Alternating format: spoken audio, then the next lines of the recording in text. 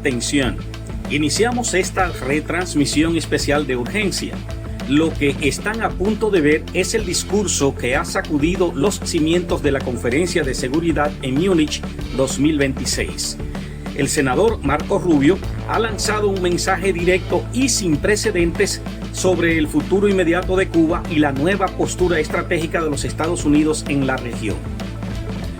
En este canal creemos que la información no debe tener fronteras ni censura. Por eso hemos decidido emitir de forma íntegra estas declaraciones que los medios tradicionales están editando. Analicen cada palabra porque aquí se está trazando la ruta de la Hora Cero. Los dejamos con el mensaje original del senador Marco Rubio.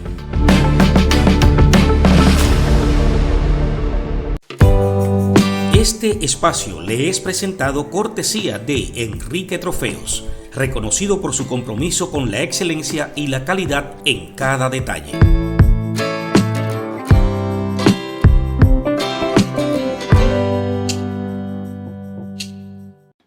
It is my particular honor and pleasure now to welcome the speaker who will represent the United States of America. Welcome, Secretary of State Marco Rubio. You have the floor.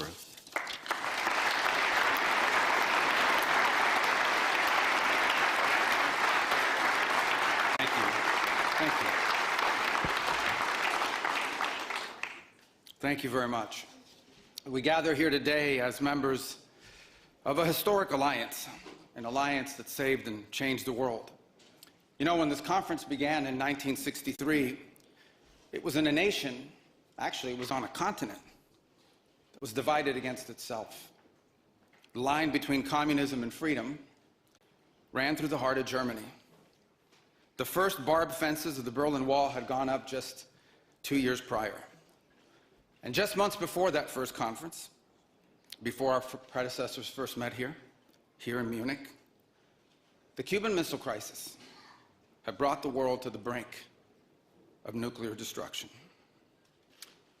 Even as World War II still burned fresh in the memory of Americans and Europeans alike, we found ourselves staring down the barrel of a new global catastrophe. One with the potential for a new kind of destruction, more apocalyptic and final than anything before in the history of mankind. The time of that first gathering, Soviet communism was on the march. Thousands of years of Western civilization hung in the balance. At that time, victory was far from certain. But we were driven by a common purpose. We were unified not just by what we were fighting against. We were unified by what we were fighting for. And together, Europe and America prevailed. And a continent was rebuilt. Our people prospered. In time, the East and West blocks were reunited. A civilization was once again made whole. That infamous wall that had cleaved this nation into two came down, and with it an evil empire. And the East and West became one again. But the euphoria of this triumph led us to a dangerous delusion that we had entered, quote, the end of history, that every nation would now be a liberal democracy, that the ties formed by trade and by commerce alone would now replace nationhood, that the rules-based global order, an overused term, would now replace the national interest, and that we would now live in a world without borders where everyone became a citizen of the world. This was a foolish idea that ignored both human nature and it ignored the lessons of over 5,000 years of recorded human history. And it has cost us dearly. In this delusion, we embraced a dogmatic vision of free and unfettered trade, even as some nations protected their economies and subsidized their companies to systematically undercut ours, shuttering our plants, resulting in large parts of our societies being deindustrialized, shipping millions of working and middle-class jobs overseas, and handing control of our critical supply chains to both adversaries and rivals. We increasingly outsourced our sovereignty to international institutions, while many nations invested in massive welfare states at the cost of maintaining the ability to defend themselves. This, even as other countries have invested in the most rapid military buildup in all of human history and have not hesitated to use hard power to pursue their own interests. To appease a climate cult, we have imposed energy policies on ourselves that are impoverishing our people, even as our competitors exploit oil and coal and natural gas and anything else, not just to power their economies, but to use as leverage against our own. And in a pursuit of a world without borders, we opened our doors to an unprecedented wave of mass migration that threatens the cohesion of our societies, the continuity of our culture, and the future of our people. We made these mistakes together. And now, together, we owe it to our people to face those facts and to move forward, to rebuild. Under President Trump, the United States of America will once again take on the task of renewal and restoration, driven by a vision of a future as proud, as sovereign, and as vital as our civilization's past. And while we are prepared, if necessary, to do this alone, it is our preference and it is our hope to do this together with you, our friends here in Europe. For the United States and Europe, we belong together. America was founded 250 years ago, but the roots began here on this continent long before.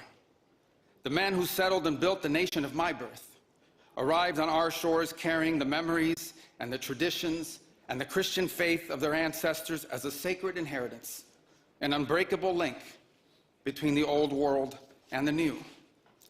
We are part of one civilization, Western civilization. We are bound to one another by the deepest bonds that nations could share, forged by centuries of shared history, Christian faith, culture, heritage, language, ancestry, and the sacrifices our forefathers made together for the common civilization to which we have fallen heir. And so this is why we Americans may sometimes come off as a little direct and urgent in our counsel. This is why President Trump demands seriousness and reciprocity from our friends here in Europe. The reason why, my friends, is because we care deeply.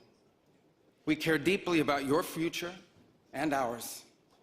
And if at times we disagree, our disagreements come from our profound sense of concern about a Europe with which we are connected, not just economically, not just militarily. We are connected spiritually, and we are connected culturally. We want Europe to be strong. We believe that Europe must survive, because the two great wars of the last century serve for us as history's constant reminder that ultimately our destiny is and will always be intertwined with yours. Because we know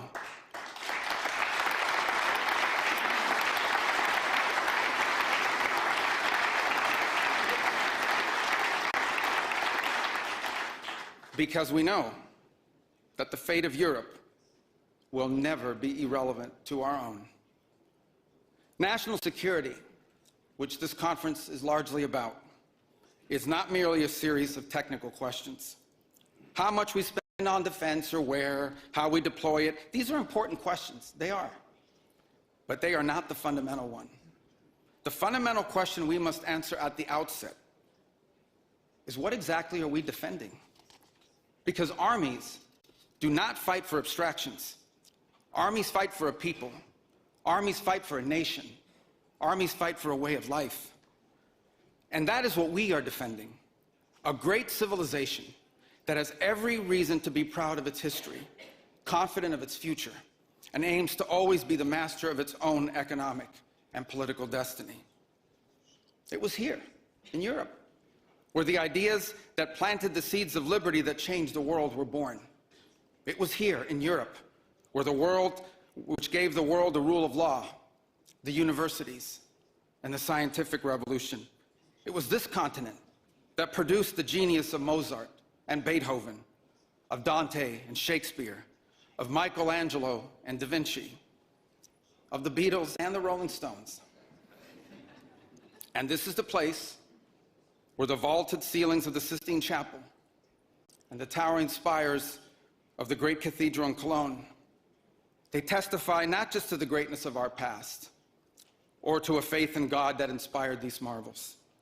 They foreshadow the wonders that await us in our future. But only if we are unapologetic in our heritage and proud of this common inheritance can we together begin the work of envisioning and shaping our economic and our political future. Deindustrialization was not inevitable. It was a conscious policy choice, a decades-long economic undertaking that stripped our nations of their wealth, of their productive capacity, and of their independence. And the loss of our supply chain sovereignty was not a function of a prosperous and healthy system of global trade. It was foolish. It was a foolish but voluntary transformation of our economy that left us dependent on others for our needs and dangerously vulnerable to crisis. Mass migration isn't some fringe concern of little consequence. It was and continues to be a crisis which is transforming and destabilizing societies all across the West. Together, we can reindustrialize our economies and rebuild our capacity to defend our people. But the work of this new alliance should not be focused just on military cooperation and reclaiming the industries of the past. It should also be focused on together advancing our mutual interests in new frontiers, unshackling our ingenuity, our creativity, and the dynamic spirit to build a new Western century. Commercial space travel and cutting-edge artificial intelligence, industrial automation and flex manufacturing, creating a Western supply chain for critical minerals not vulnerable to extortion from other powers, and a unified effort to compete for market share in the economies of the global South. Together, we can not only take back control of our own industries and supply chains, we can prosper in the areas that will define the 21st century. But we must also gain control of our national borders. Controlling who and how many people enter our countries, this is not an expression of xenophobia, it is not hate. It is a fundamental act of national sovereignty. And the failure to do so is not just an abdication of one of our most basic duties owed to our people. It is an urgent threat to the fabric of our societies and the survival of our civilization itself. And finally, we can no longer place the so-called global order above the vital interests of our people and our nations. We do not need to abandon the system of international cooperation we authored, and we don't need to dismantle the global institutions of the old order that together we built. But these must be reformed. These must be rebuilt. For example, the United Nations still has tremendous potential to be a tool for good in the world. But we cannot ignore that today, on the most pressing matters before us, it has no answers and has played virtually no role. It could not solve the war in Gaza. Instead, it was American leadership that freed captives from barbarians and brought about a fragile truce. It has not solved the war in Ukraine. It took American leadership in partnership with many of the countries here today just to bring the two sides to the table in search of a still elusive peace. It was powerless to constrain the nuclear program of radical Shia clerics in Tehran. That required 14 bombs dropped with precision from American B-2 bombers. And it was unable to address the threat to our security from a narco-terrorist dictator in Venezuela. Instead, it took American special forces to bring this fugitive to justice. In a perfect world, all of these problems and more would be solved by diplomats and strongly worded resolutions. But we do not live in a perfect world. And we cannot continue to allow those who blatantly and openly threaten our citizens and endanger our global stability to shield themselves behind abstractions of international law which they themselves routinely violate. This is the path that President Trump and the United States has embarked upon. It is the path we ask you here in Europe to join us on. It is a path we have walked together before and hope to walk together again. For 5 centuries, before the end of the Second World War, the West had been expanding. its missionaries, its pilgrims, its soldiers, its explorers pouring out from its shores to cross oceans, settle new continents, build vast empires extending out across the globe. But in 1945, for the first time since the age of Columbus, it was contracting. Europe was in ruins. Half of it lived behind an iron curtain, and the rest looked like it would soon follow. The great Western empires had entered into terminal decline, accelerated by godless communist revolutions and by anti-colonial uprisings that would transform the world and drape the red hammer and sickle across vast swaths of the map in the years to come. Against that backdrop, then as now, many came to believe that the West's age of dominance had come to an end, and that our future was destined to be a faint and feeble echo of our past. But together, our predecessors recognized that decline was a choice, and it was a choice they refused to make. This is what we did together once before, and this is what President Trump and the United States want to do again now, together with you. And this is why we do not want our allies to be weak, because that makes us weaker. We want allies who can defend themselves so that no adversary will ever be tempted to test our collective strength. This is why we do not want our allies to be shackled by guilt and shame. We want allies who are proud of their culture and of their heritage, who understand that we are heirs to the same great and noble civilization, and who together with us are willing and able to defend it. And this is why we do not want allies to rationalize the broken status quo rather than reckon with what is necessary to fix it. For we in America have no interest in being polite and orderly caretakers of the West's managed decline. We do not seek to separate, but to revitalize an old friendship and renew the greatest civilization in human history. What we want is a reinvigorated alliance that recognizes that what has ailed our societies is not just a set of bad policies, but a malaise of hopelessness and complacency. An alliance is the alliance that we want is one that is not paralyzed into inaction by fear. Fear of climate change, fear of war, fear of technology. Instead, we want an alliance that boldly races into the future. And the only fear we have is the fear of the shame of not leaving our nations prouder, stronger, and wealthier for our children. An alliance ready to defend our people, to safeguard our interests, and to preserve the freedom of action that allows us to shape our own destiny. Not one that exists to operate a global welfare state and atone for the purported sins of past generations. An alliance that does not allow its power to be outsourced, constrained, or subordinated to systems beyond its control. One that does not depend on others for the critical necessities of its national life. And one that does not maintain the polite pretense that our way of life is just one among many, and that asks for permission before it acts. And above all, an alliance based on the recognition that we, the West, have inherited together. What we have inherited together is something that is unique and distinctive and irreplaceable, because this, after all, is the very foundation of the transatlantic bond. Acting together in this way, we will not just help recover a sane foreign policy, it will restore to us a clear sense of ourselves. It will restore a place in the world. And in so doing, it will rebuke and deter the forces of civilizational erasure that today menace both America and Europe alike. So in a time of headlines heralding the end of the transatlantic era, let it be known and clear to all that this is neither our goal nor our wish. Because for us Americans, our home may be in the Western Hemisphere, but we will always be a child of Europe.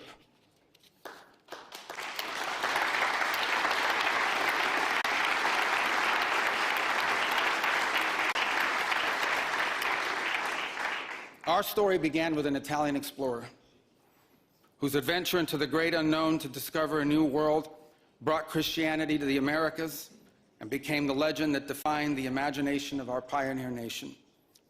Our first colonies were built by English settlers, to whom we owe not just the language we speak, but the whole of our political and legal system. Our frontiers were shaped by Scots-Irish, that proud, hardy clan from the hills of Ulster that gave us Davy Crockett and Mark Twain and Teddy Roosevelt and Neil Armstrong. Our great Midwestern heartland was built by German farmers and craftsmen who transformed empty plains into a global agricultural powerhouse. And by the way, dramatically upgraded the quality of American beer. Our expansion into the interior followed the footsteps of French fur traders and explorers whose names, by the way, still adorn the street signs and town names all across the Mississippi Valley. Our horses, our ranches, our rodeos, the entire romance of the cowboy archetype that became synonymous with the American West. These were born in Spain. And our largest and most iconic city was named New Amsterdam before it was named New York. And you know that in the year that my country was founded, Lorenzo and Catalina Giraldi lived in Casal Monferrato in the Kingdom of Piedmont, Sardinia. And Jose and Manuela Reina lived in Sevilla, Spain. I don't know what, if anything, they knew about the 13 colonies which had gained their independence from the British Empire. But here's what I'm certain of. They could have never imagined that 250 years later, one of their direct descendants would be back here today on this continent as the chief diplomat of that infant nation. And yet here I am, reminded by my own story that both our histories and our fates will always be linked. Together, we rebuilt a shattered continent in the wake of 2 devastating world wars. When we found ourselves divided once again by the Iron Curtain, the Free West linked arms with the courageous dissidents struggling against tyranny in the East to defeat Soviet communism. We have fought against each other, then reconciled, then fought, then reconciled again. And we have bled and died side by side on battlefields from Kapyong to Kandahar. And I'm here today to leave it clear that America is charting the path for a new century of prosperity, and that once again, we want to do it together with you, our cherished allies and our oldest friends.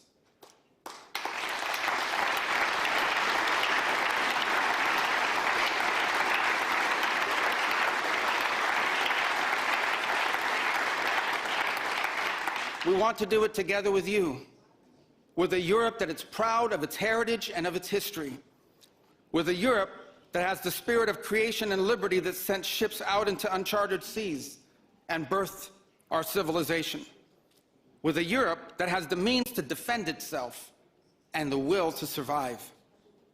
We should be proud of what we achieved together in the last century, but now we must confront and embrace the opportunities of a new one. Because yesterday is over. The future is inevitable. And our destiny together awaits. Thank you.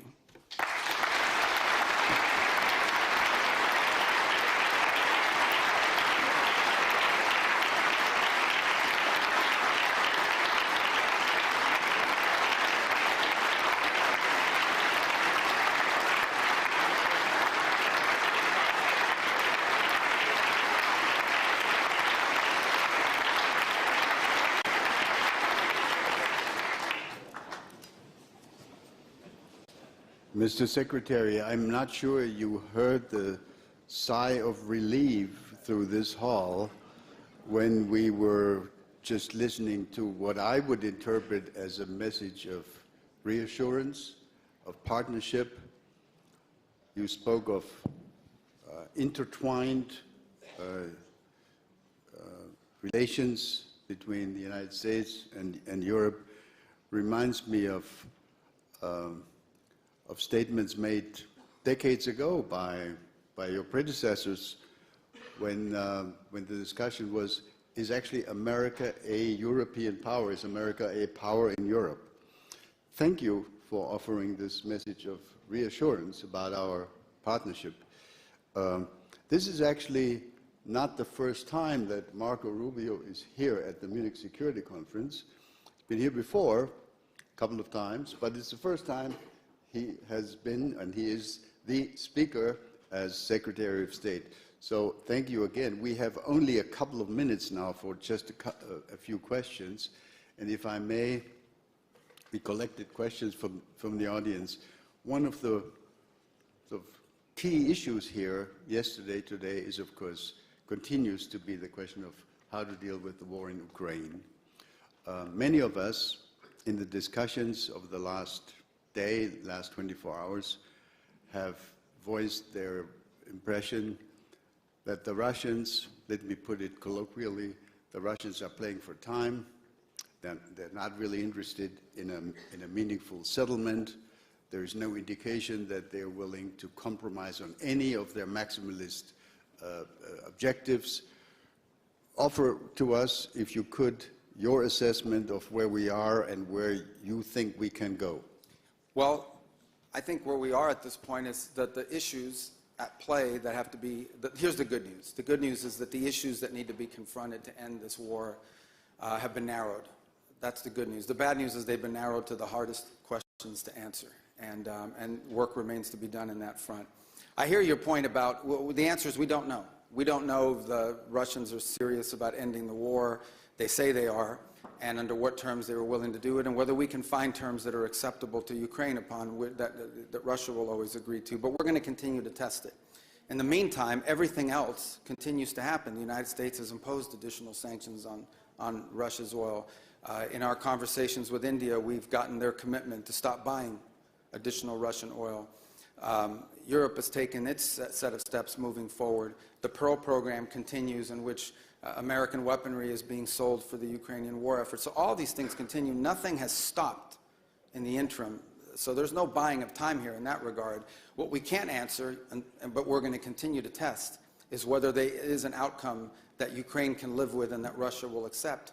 And I would say it's been elusive up to this point. We've made progress in the sense that for the first time, I think, in years, at least at the technical level, there were military officials from both sides that met together last week, and there'll be meetings again on Tuesday, although it may not be the same group of people.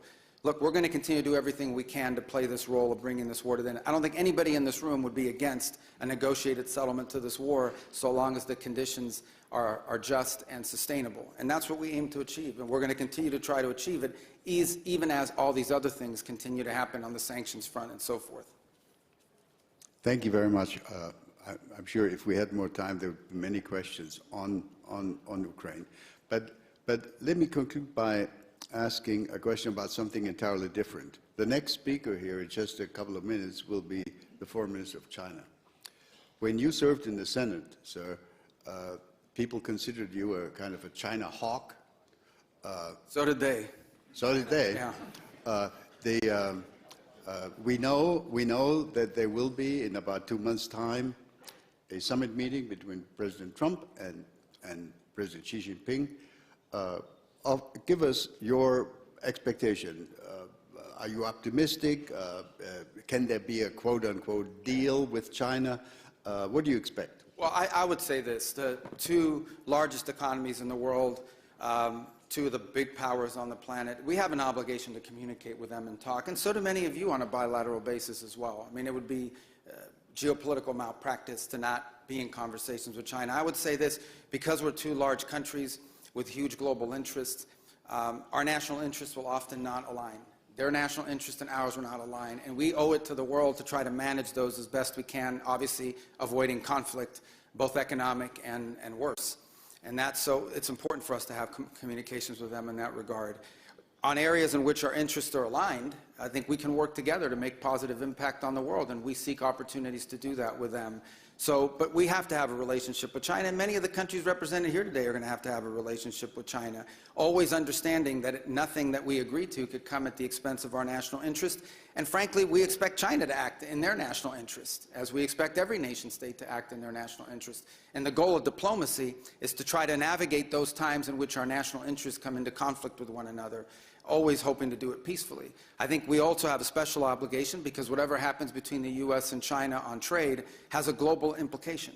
So there are long-term challenges that we face that we're going to have to confront that are going to be irritants in our relationship with China. That's not just true for the United States, that's true for the broader West. But I do think we need to try to manage those the best we can to avoid, unnecessary friction if it's possible. But no one is under any illusions. There are some fundamental challenges between our countries and between the West and China that will continue for the foreseeable future for a variety of reasons. And it's some of the things we hope to work together with you on. Thank you very much, Mr. Secretary. We've run out of time. I'm sorry that I can't take questions from all those who wanted to ask questions. Mr. Secretary of State, thank you for this message of reassurance. I think this is much appreciated here in the hall. Let's offer a round of applause.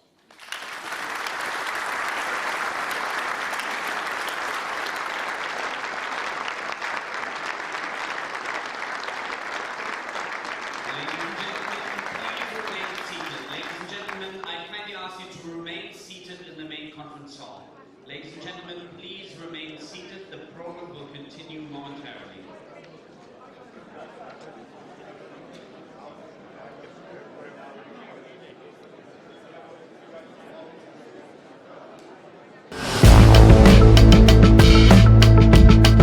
Acaban de escuchar una declaración que marca un antes y un después en la geopolítica americana de este año 2026. El tiempo de las especulaciones terminó. Estamos ante una realidad inminente que va a afectar a millones de familias en la isla, en Miami y en toda Latinoamérica. Nuestra misión principal es llevar este mensaje a cada rincón del mundo donde se hable español. No permitas que esta información se quede aquí. Comparte este video ahora mismo. Dale me gusta para vencer el algoritmo de la censura y lo más importante, suscríbete al canal. Estamos a punto de alcanzar un hito importante en nuestra comunidad de analistas y tu apoyo es fundamental para seguir informando sin filtros. Yo soy Enrique Mercedes y esto ha sido una retransmisión especial para nuestro canal de geopolítica regional. Manténganse atentos porque la noticia sigue en desarrollo. Gracias por su atención.